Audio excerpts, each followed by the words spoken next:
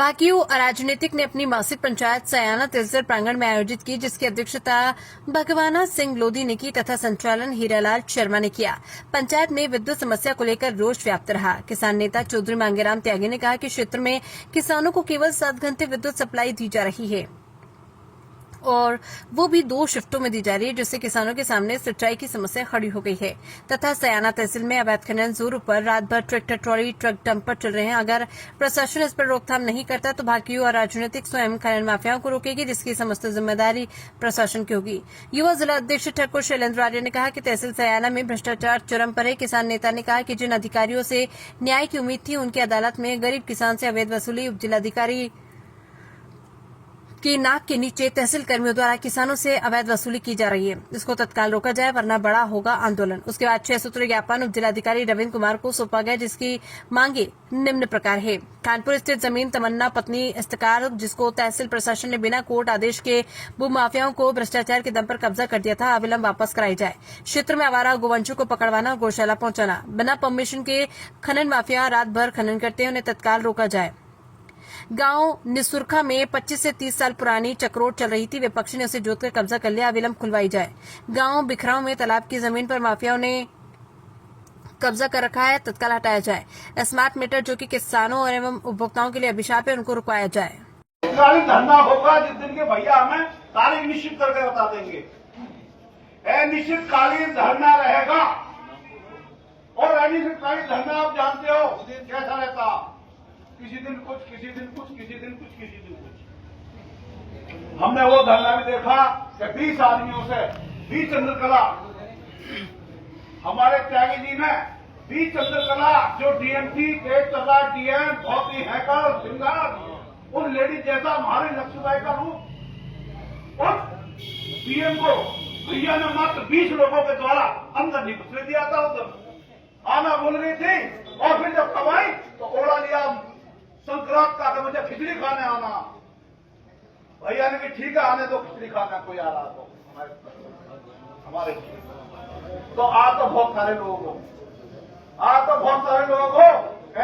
धरने के अंतर्गत आप 20 लोग रुक जाना मेरे पास, इनके छी गवा दूंगा, एक को छी गवा दूंगा।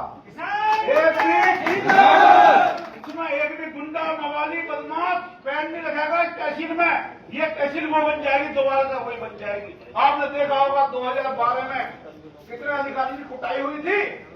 अच्छे लेखपाल जो अपने आप को बहुत बड़ा बाहुबली मानते थे, यहाँ पर लेट गए, मार खा के गए। अच्छे डॉक्टरों ने मार खाई है, अच्छे अधिकारियों ने मार खाई है, अच्छे तहसीलदारों ने मार खाई है, अच्छे तहसीलदारों के भैया ने हाथ मार के अब इस के फैसले से हाथ उठा के पूरे इसमें मजा निकाला है।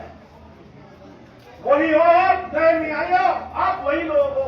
आप अभी सत्य को भूलो मत। आने वाला समय तुम्हारे लिए बहुत ही प्रभावी सिद्ध होने वाला है। आने वाले समय की पहचान करते हुए जो त्यागी जी का आदेश होगा,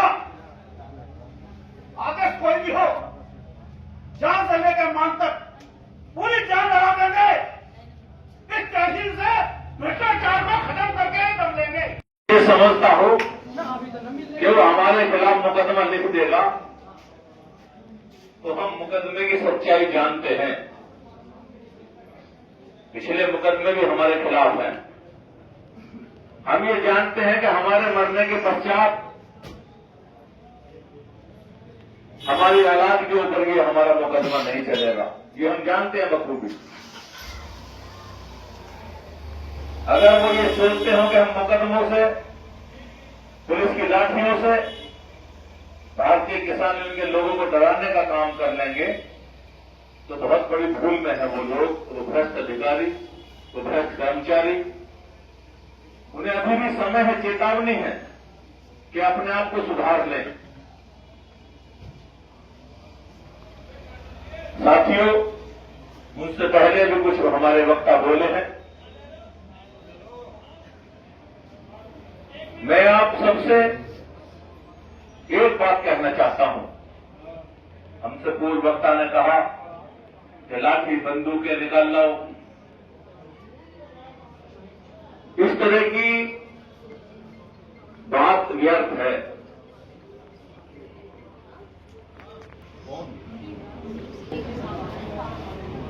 बहुत ज्यादा मिल लेंगे उनसे, कल मिल लेंगे, बता दीजिए।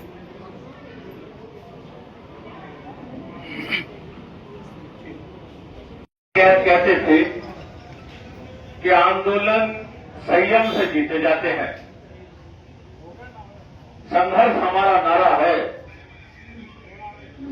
संयम हमारा हथियार। अगर हम संयम से रहेंगे, मर्यादित भाषा का प्रयोग करेंगे, तो जीत हमारी निश्चित होगी। मैं ये अच्छी तरह से जानता हूं कि आज किसान के पास 1 मिनट का भी समय नहीं है, 1 मिनट का समय नहीं, तो खाने की फुर्सत नहीं है। उधर धान चल रहा है, बागों में आम चल रहा है, गन्ना है, मतलब ये समय इतना